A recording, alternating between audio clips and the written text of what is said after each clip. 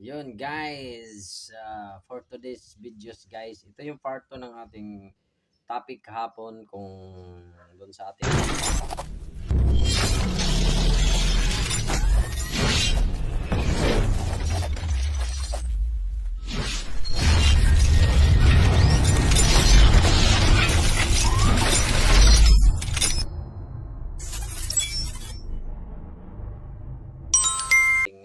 pamagat na bakit marami ang gumagamit ng automatic transmission. Ito yung part 2 guys, yan, ano bang mga advantage, bakit marami ang gumagamit ng automatic transmissions?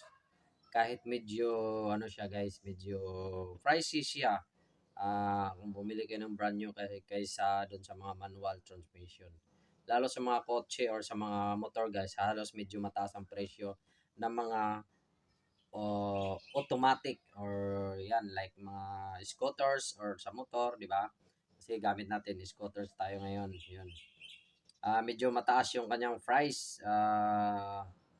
Kaya yun, ang topic natin na bibigyan ko kayo ng kunting ano lang, kunting ideas lang bakit marami. Yun, bukod sa maganda ito dalhin guys, hindi siya masyadong kumbaga hindi siya masyadong nasisira agad yun na yung advantage lang kasi ng automatic transmission, hindi basta-basta nasusunog yung lining. Yan, sana may mag-comment dito na mga marurunong sa makina or mga mekaniko.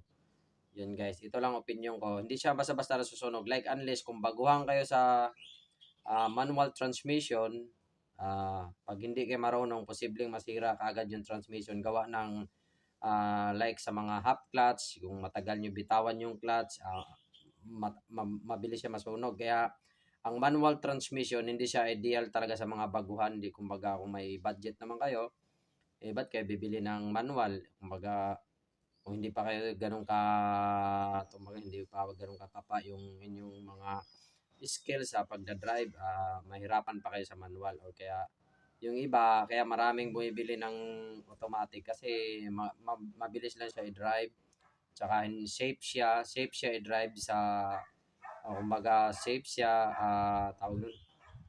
Ang ingatan lang talaga sa automatic transmission, habang nagda-drive kayo, make sure na, lalo pag traffic, make sure na pwede nyo i-park or i-neutral. Make sure na mag-neutral kayo kasi hindi nyo napapansin, naka-drive kayo, bibitawan nyo yung preno, aabante po yun. Yan, lalo kung flat lang yung level, ano tawag yun, nasa flat area lang kayo or hindi naman paahon, aabante po siya. Kaya yun lang yung isa sa medyo risky. Pero